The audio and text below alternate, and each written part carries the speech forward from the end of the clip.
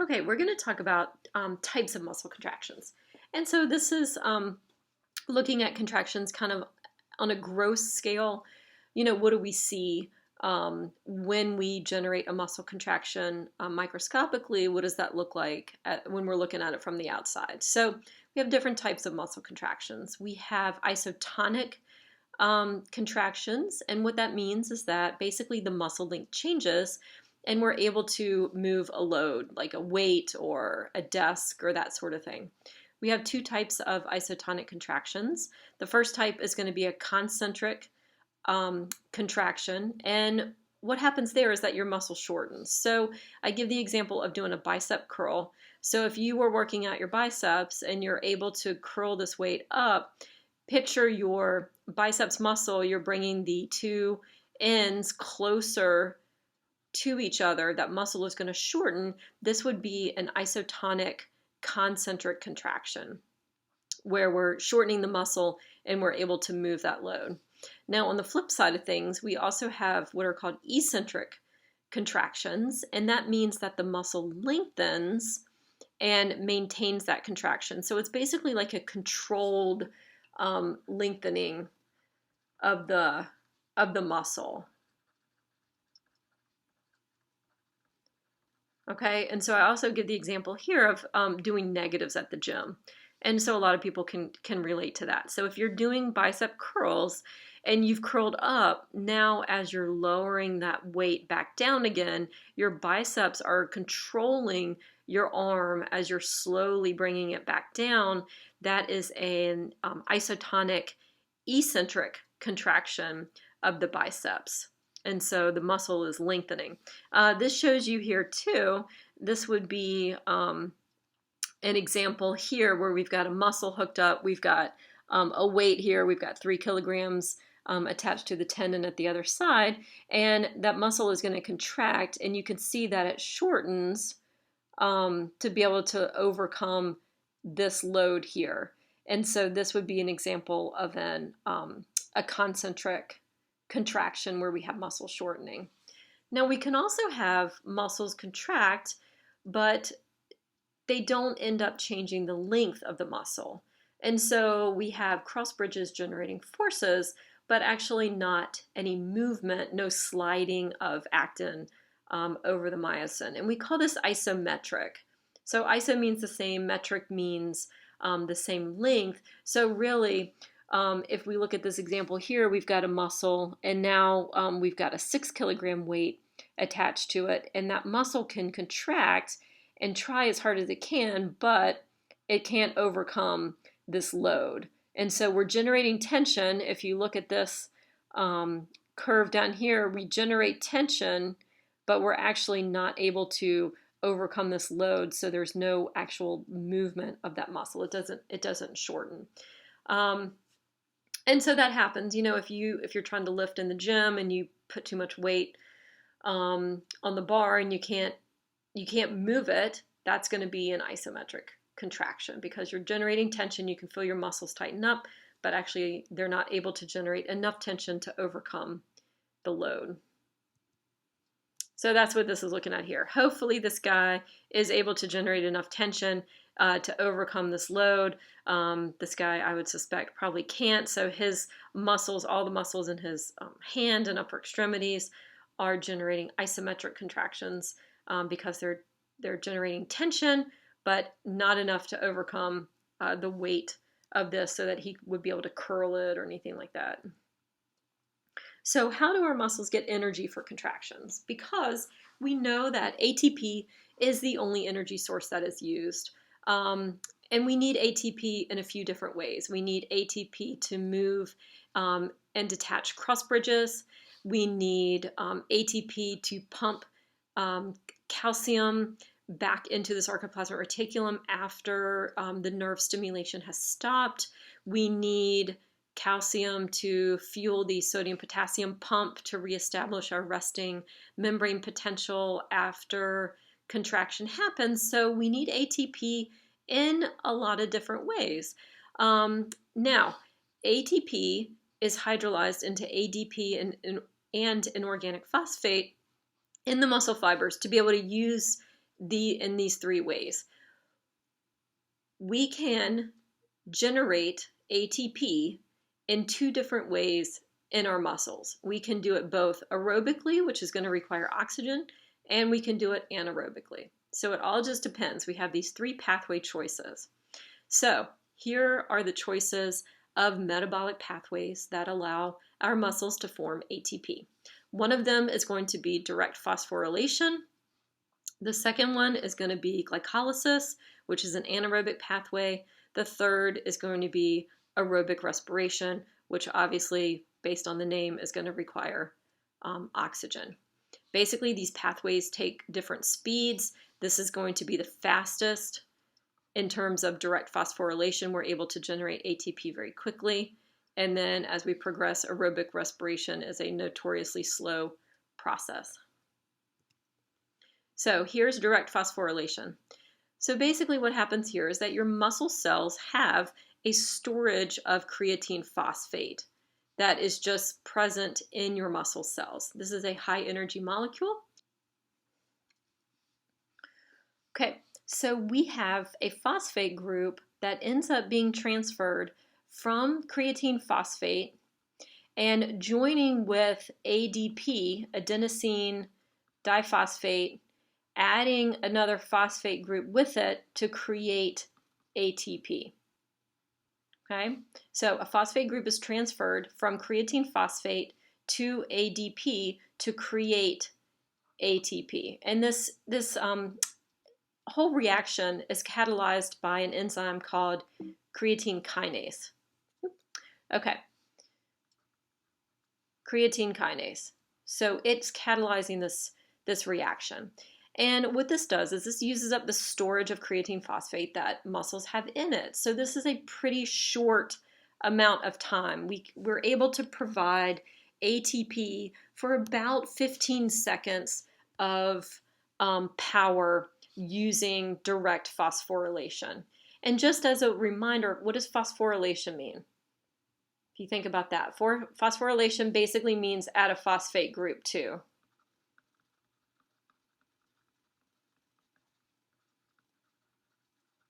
Okay, and that's basically what we're doing. We're taking a phosphate group from creatine phosphate and we're transferring it over to ADP to end up creating ATP, adenosine triphosphate. So now we've got three phosphate groups attached there. So once you have used up, so what do we end up getting here? We get 1 molecule of ATP per 1 molecule of creatine phosphate. So it's pretty quick. And again, this basically lasts for 15 seconds. So this is a short burst of high impact muscle power. Okay, so once you've used up all that creatine phosphate that's stored, you can move on to glycolysis. So this is anaerobic. This requires no oxygen required, and this is glycolysis. So basically, what we're going to do is we're going to either use stored glycogen or glucose that's available, and we're going to take that glucose and we're going to break it down into 2 molecules of pyruvic acid. Okay, so 2 molecules of pyruvic acid. And when that happens, we're going to release 2 molecules of ATP. Okay, so in the last slide we had 1 molecule of ATP. So here we've got a little more ATP.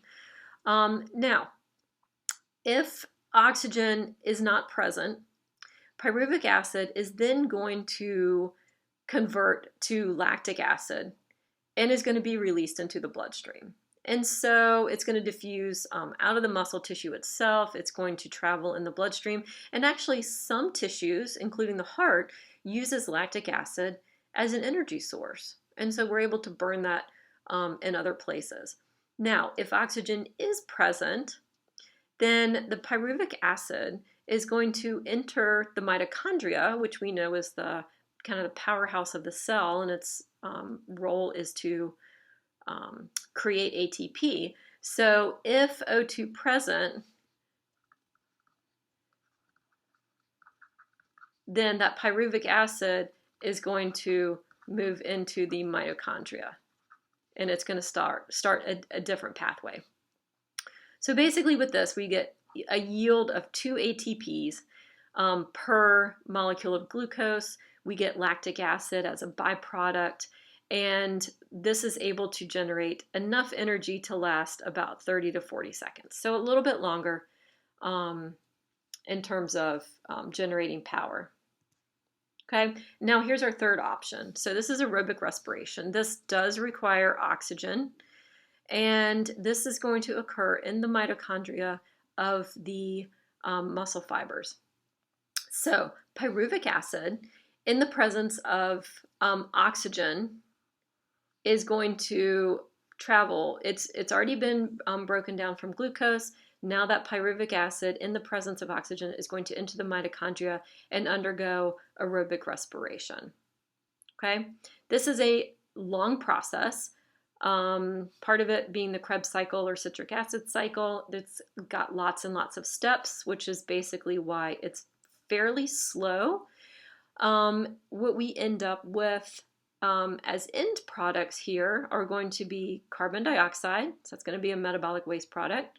We're going to generate water, and we're going to generate 32 ATP. Okay, so we've got a pretty high yield of ATP, which can provide hours of energy. Okay, but very slow energy, but still hours of energy. Okay, so first we're going to burn up all of our stored glycogen and glucose as our energy source, and then we can start using other things as that we're inputting to burn and provide ATP. So we're going to use glycogen first, that's stored. Then we're going to use glucose, that's circulating in our bloodstream. We're going to use pyruvic acid. Then we can start burning fatty acids, and then amino acids for breaking down proteins to provide the fuel for aerobic respiration. Okay, so here's the breakdown. When you're exercising, basically for the first 10 seconds, we're going to use our direct phosphorylation. Okay, and so we've got that creatine phosphate that's being stored in the muscle, and it's going to phosphorylate ADP to create ATP, and we're going to burn that up in like the first 10 seconds. If we continue to sprint for another 30 to 40 seconds, we're going to use glycolysis. Okay, so we're going to use stored glycogen in the muscles, and we're going to break that down through our anaerobic pathway. If we need to generate ATP for hours, we are going to generate it through our aerobic pathway. And so there's our difference there. Now we're going to require oxygen, and this is going to give us a high yield of ATP so that we can fuel our long duration exercise. Okay, so what, in terms of forces of muscle contractions, some different things that we can change here. When we generate force, we are going to change the number of muscle fibers recruited. So if we recruit more motor units, then that muscle can generate more force. So increased number of motor units means more force. The size of the muscle fibers. So obviously, larger muscle fibers are going to be able to generate more tension, right? So when you work out and your muscles get bigger, now you can lift heavier, right? The larger size of your muscle fibers are able to generate more tension. Frequency of stimulation. This kind of goes back to our temporal summation here. So the more frequently that muscle is stimulated, the more tension it's able to generate because we are able to temporally summate those contractions. And then degree of muscle stretch. And this is basically, there's an optimal length tension relationship of muscles. And muscles can generate more tension when they're basically in mid-range. And you've probably noticed this, if you've been to the gym at all, you're strongest in the mid-range. You're less strong when your muscle is fully, flexed or fully extended. So we kind of see this strength it's kind of optimal in the mid-range. Okay, now going back to muscle fiber types. Basically, we can take muscle fibers and we can categorize them as different types. And this is going to be based on two things. Number one, this is going to be based on how quickly they're able to contract. So we have some muscle fibers that contract slowly. We have some that contract very quickly, and so they would be fast and slow fibers. Also, the second thing is muscle fibers generate ATP through these different pathways. They're either going to have oxidative pathways that require oxygen, or they're going to have glycolytic pathways, which are going to be anaerobic, not requiring oxygen, and also have some reliance on creatine phosphate. So we can take these, based on these two characteristics, we can take muscle fibers and categorize them as slow oxidative fibers, which would be type 1 fibers. So these are going to have a slow speed of contraction, and they are going to generate ATP through oxidative pathways. We're going to have type 2A fibers, which are going to be fast oxidative. So these are quick contracting fibers, and they are generating ATP through aerobic pathways. And then we have type 2B, which are going to be fast glycolytic. So these guys contract really quickly, and they rely on glycolytic pathways, so anaerobic and stored creatine phosphate. So typically what we see is muscles are a mix of these fiber types. So within each muscle, you're going to have a mix. It is genetically determined, but it is modifiable somewhat. We'll say somewhat modifiable with training. We'll talk about that in a second. But pretty much it's genetics. It all comes down to genetics, what your fiber type is. Also, too, if you have a motor unit, okay, all the fiber types in that motor unit are the same. Okay, so that's kind of important here. So all fiber types in a motor unit are the same.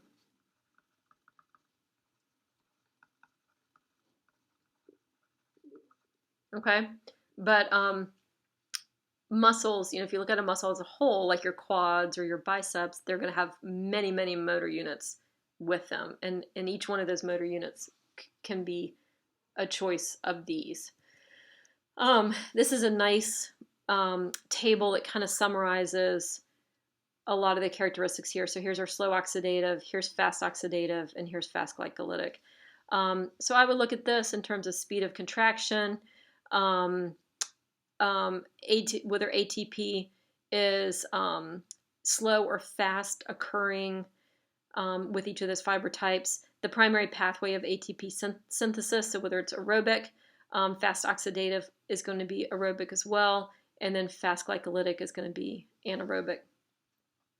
Myoglobin content, if you remember what myoglobin is, that's storage of oxygen in the muscle tissue itself. Well, oxidative fibers are going to have a higher myoglobin content. Glycolytic fibers, they don't rely on oxygen, so they're going to have low myoglobin content. Glycogen stores. Slow oxidative fibers don't rely on stored glycogen, so it's going to be low. Fast glycolytic fibers have a high reliance on stored glycogen. That's how they're forming their ATP, so they're going to have high glycogen stores. And then in terms of rate of fatigue is important. Slow oxidative fibers are fatigue resistant. That's why those guys can run ultramarathons for 20 hours or so. Fast glycolytic fibers are highly fatigable, so they burn out really quickly. That's why sprinters don't like to run any kind of distance. So, and then we've got some structural classifications. So in terms of fiber diameter, this is kind of interesting too. Slow oxidative fibers tend to be small, which is why your runners tend to be, your distance runners tend to be pretty thin, smaller people. Your fast oxidative fibers tend to be larger fiber diameters. So that's why your sprinters tend to look more muscular. So differences in mitochondria and capillaries and color. So take a look at all of those and kind of, pair it up with the fiber type and and see how that makes sense. What we see with this, so what type of fiber, muscle fiber would predominate in an athlete like this? This would be slow oxidative. This is Usain Bolt, sprinter. So he would certainly be fast oxidative fiber type. You can see more muscular, athletic type of sprinters. And then here's baseball players. This would be fast glycolytic. That's that quick burst of energy, of power, 10 seconds or less. So fast glycolytic. Skeletal muscle does respond to exercise, just like our bones did, right? Remember Wolff's Law? Bones respond to stress that we place on them. So do skeletal muscles. And we call this the overload principle. And this is basically the fact that muscles adapt to demand that you place on them. So if you strengthen, muscle, if you stress it, it's going to hypertrophy, right? It's going to get bigger. On the flip side, if you don't stress it, muscles are going to atrophy. So look at this guy here. Look at his quads here compared to his uninvolved side. So maybe he had a knee injury or, he's been in a brace or something like that. Well, if you don't use it, you lose it. And that's what we mean by atrophy. So those muscles are going to get smaller. And we tell patients all the time, if you don't use it, you're going to lose it. So you've got to continue to stress the muscles so that they'll continue to get bigger. How can you modify muscle fiber type? Well, you can do it based on the type of training that you do. So if you are doing primarily aerobic training, you are going to see some changes in your muscles. You're going to increase the number of capillaries because they're going to need increased blood flow to deliver that oxygen to those muscles. You're going to increase the number of mitochondria because that's how aerobic or oxidative fibers generate ATP. You're going to increase myoglobin in order to store oxygen in those muscle fibers. And you can see conversion of fast glycolytic fibers into fast oxidative fibers. So we'll see some change there. Now, the thing that's interesting is that if you stop training, your fast oxidative fibers that you have now created are going to go right back to being fast glycolytic. So that's the genetic part of it for you. So there is some modification that can happen with training as long as you keep your training up. For resistance training, so if you're lifting heavy, what you're going to see is muscle hypertrophy. And basically you're looking at an increase in size of fast glycolytic fibers. And this is important too. Muscle fibers hypertrophy. You actually don't increase the numbers of muscle fibers. You don't grow more muscle fibers. You just make the ones that you have get bigger. So they hypertrophy. You're going to also have increased numbers of mitochondria, increased storage of glycogen, and then what you can see is a conversion of fast oxidative fibers to fast glycolytic. Slow oxidative fibers we can't do anything with. Basically, they're there and they are not modifiable with training.